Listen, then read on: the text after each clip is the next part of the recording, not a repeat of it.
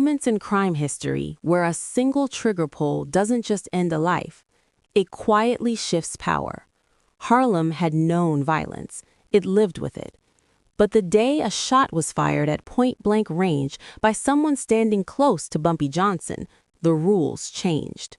No chaos, no warning, just a message delivered in seconds. We're breaking down the moment that shook Harlem's underworld, a shooting tied to Bumpy Johnson's inner circle, the unanswered question of who gave the signal, and how everything looked different after the smoke cleared. This isn't myth. This isn't folklore. It's a real moment that rewired history. By the time this incident happened, Ellsworth Bumpy Johnson was already a name spoken carefully. This was Harlem in the mid-20th century, a place where power didn't come from titles, but from control. Bumpy wasn't just a gangster, he was infrastructure. Numbers money flowed through him, disputes ended when he said they ended. Politicians listened, whether they admitted it or not. The Italian Mafia had reach, but in Harlem, Bumpy set the temperature. He worked with them, not under them. And power like that creates gravity. People watched how he walked, who stood near him, who didn't. Every appearance was calculated. Bumpy understood visibility. He also understood distance. That's why he never moved alone. His bodyguards weren't just muscle, they were filters. Loyal men chosen for discipline, not temper. Men who understood that hesitation could cost more than a life, it could cost an entire operation. They stayed quiet, they stayed close, and when something had to be done, they did it without drama. That's why the shooting still echoes. This wasn't a robbery gone wrong. It wasn't a street argument that boiled over. Accounts describe a moment that unfolded with control, a confrontation that didn't last long, a decision that had already been made before anyone stepped forward. The man who fired the shot didn't shout, he didn't chase, he didn't panic afterward. That detail matters. In organized crime, behavior after the act tells you as much as the act itself. What followed was even louder. There was no immediate crackdown, no sweeping arrests, no sudden collapse of Bumpy's influence. In fact, the opposite seemed to happen. His position solidified. People talked less, not more. Rivals recalculated. Harlem absorbed the message and moved on. And that's what makes this moment different from the countless violent incidents of that era. This shooting didn't create chaos, it restored order. From a historical perspective, that's a signature move. Leaders don't need to explain themselves. They let actions speak, then let silence finish the job. Whether Bumpy gave a direct order or simply allowed the structure he built to function as designed, the result was the same. A line was crossed, a response followed, and everyone understood where the boundaries were. Decades later, records remained thin. Witnesses faded, paper trails vanished. What's left is pattern, context, and consequence. And when you line those up, this wasn't just a bodyguard firing a weapon. It was a system working exactly as intended. Let's walk through what we know. Earlier that day, the air in Harlem was already thick with tension. Territory disputes, arguments over numbers operations, and perceived slights didn't stay small for long. In Bumpy Johnson's Harlem, even the smallest offense could ripple outward. Everyone knew the stakes, and everyone knew who held the power to settle them. The location of the incident adds another layer to the story. Accounts place it in a part of Harlem Bumpy and his men frequented often. It was public enough that anyone witnessing it would understand the message, yet controlled enough that chaos could be minimized. Streets he walked daily, corners he owned, not in law but in influence, provided both safety and intimidation. Every step in that space sent a signal. Then came the confrontation.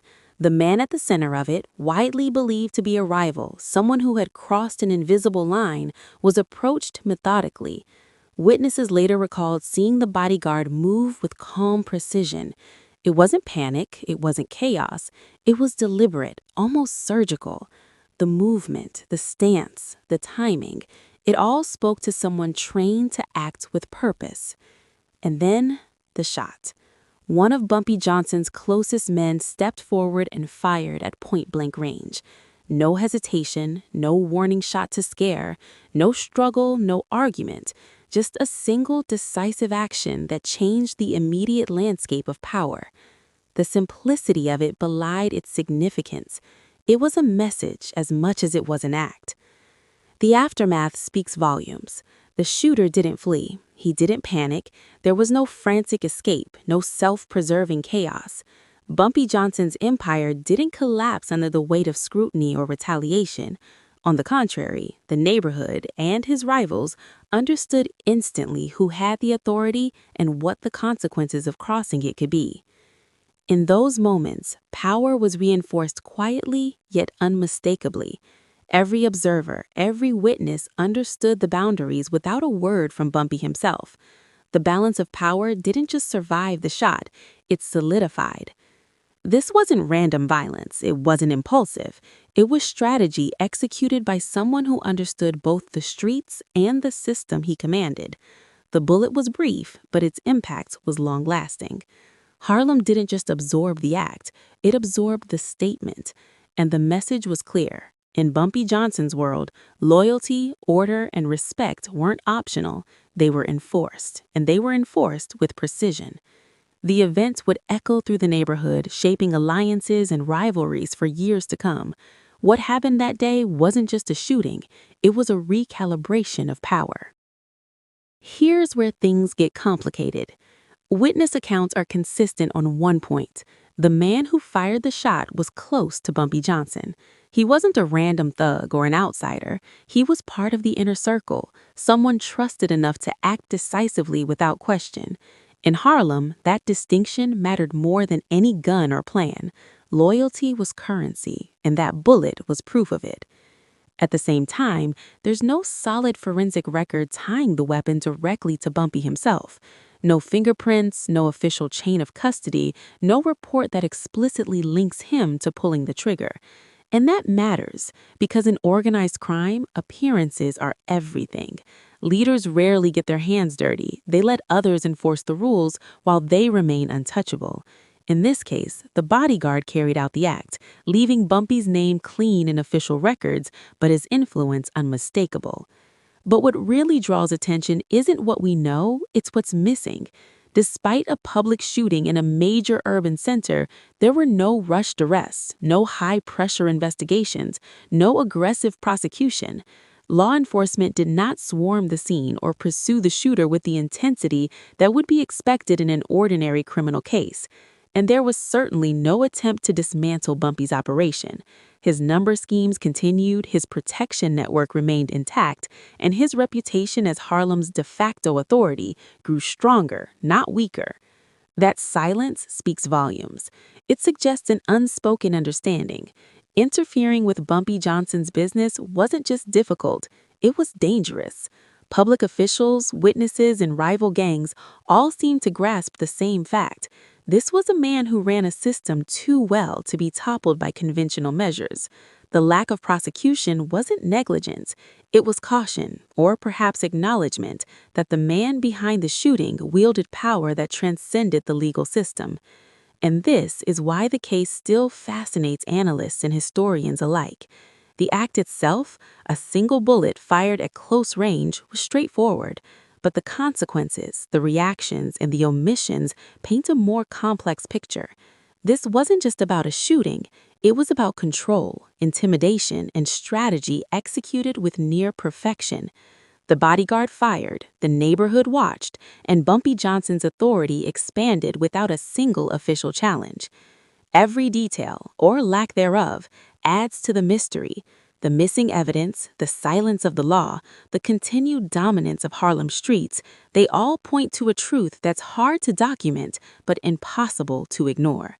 In Bumpy Johnson's world, power was enforced quietly, efficiently, and without apology. From a crime analysis point of view, this shooting checks every box of an authorized hit. Consider the details. A bodyguard carried out the action, not Bumpy Johnson himself.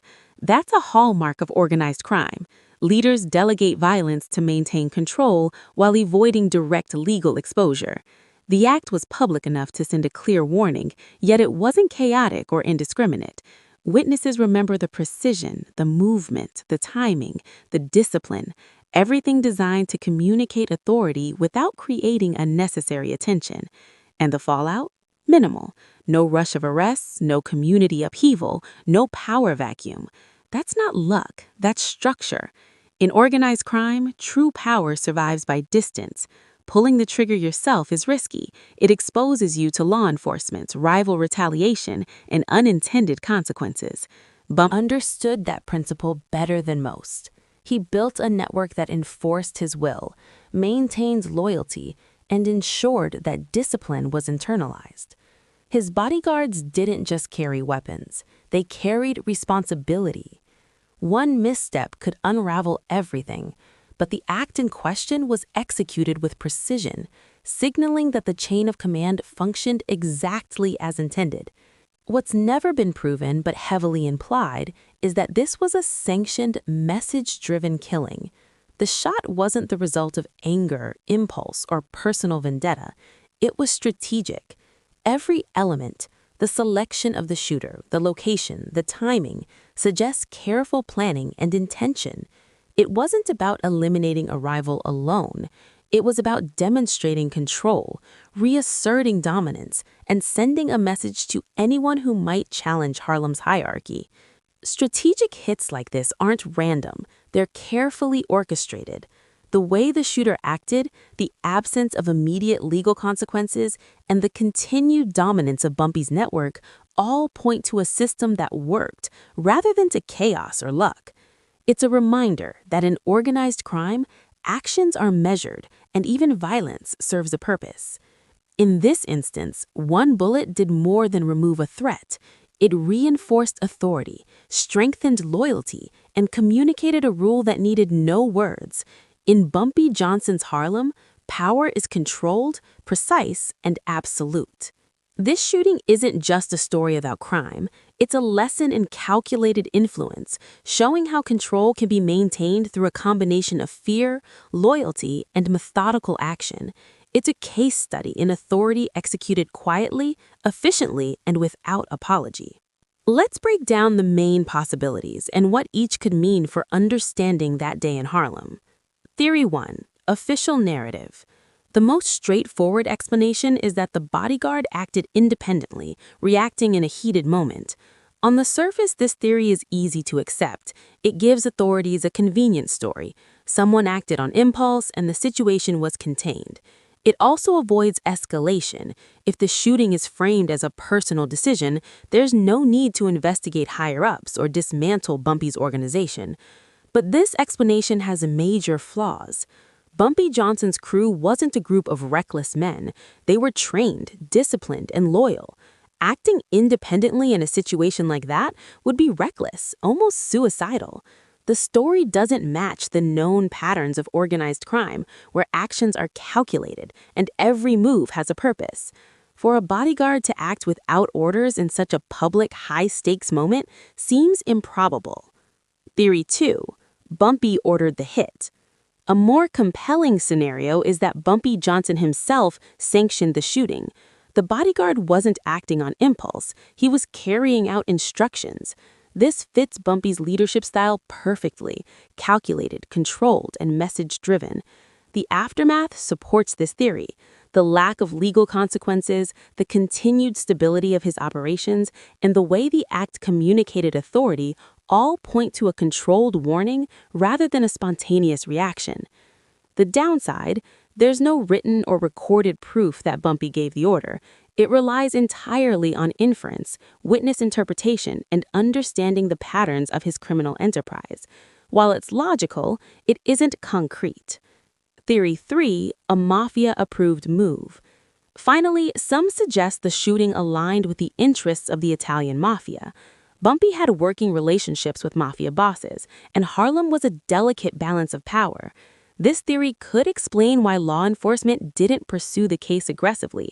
The act served a broader strategic purpose, keeping both sides in check. Yet again, the problem is proof. There's no direct evidence linking any mafia boss to giving the order. It remains speculative, though plausible, considering the alliances and tensions of the era.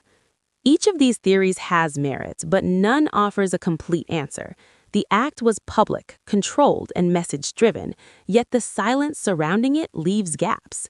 What we do know is that one shot reshaped Harlem's criminal landscape, and whoever orchestrated it ensured that authority remained unchallenged. Some things still don't add up. Why wasn't the Bodyguard aggressively prosecuted? In most cases, a public shooting at point-blank range would spark a police crackdown, rapid arrests, and heavy media attention. Yet here, nothing of the sort happened. The shooter remained free, operations continued uninterrupted, and Bumpy's influence seemed untouched. That absence of pressure raises questions about the dynamics between law enforcement and Harlem's underworld at the time. Why did authorities step back instead of pushing forward? Was it caution, fear, or an unspoken understanding of Bumpy's reach? Police records from the era are sparse, but historians suggest that even the authorities recognized the consequences of interfering directly with his network. In this context, restraint wasn't weakness, it was survival. Who benefited most from that death?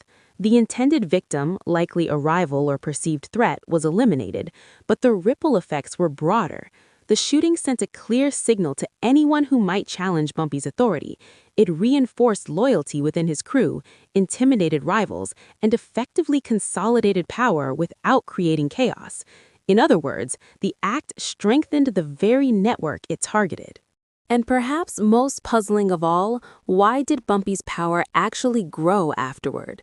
Usually, violent acts invite retaliation or law enforcement scrutiny, yet his position in Harlem became more secure.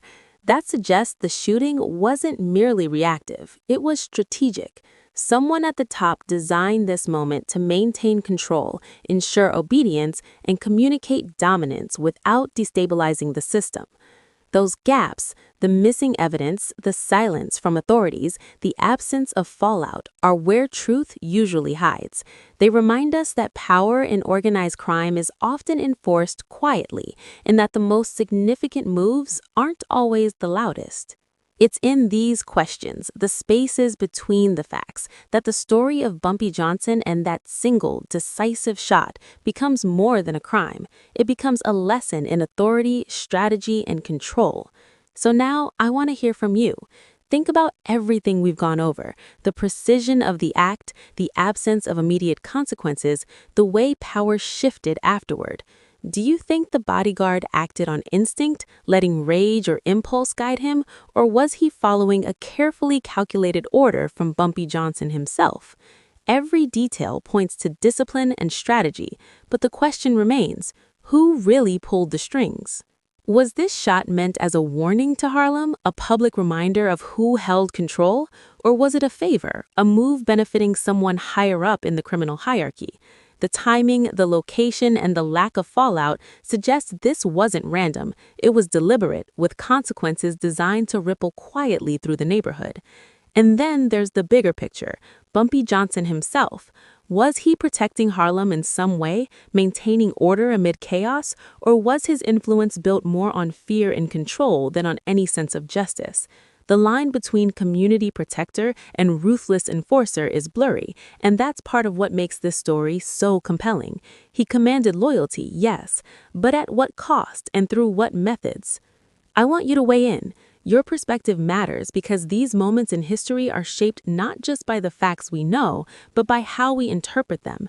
Think critically about what you've seen and heard, and let us know where you land. Drop your thoughts in the comments. I read them all. Share your take on the Bodyguard, the shot, and Bumpy himself. Do you see strategy, instinct, or something more? And remember, in stories like this, the gaps, the unanswered questions, often tell as much as the facts themselves. Your opinion could shed new light on a moment that changed the course of Harlem's history forever. Moments like this are why Bumpy Johnson remains one of the most fascinating figures in true crime history.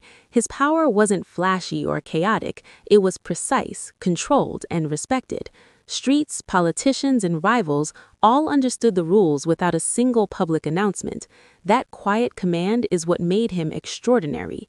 If you found this breakdown insightful, take a moment to like the video, share it, and subscribe.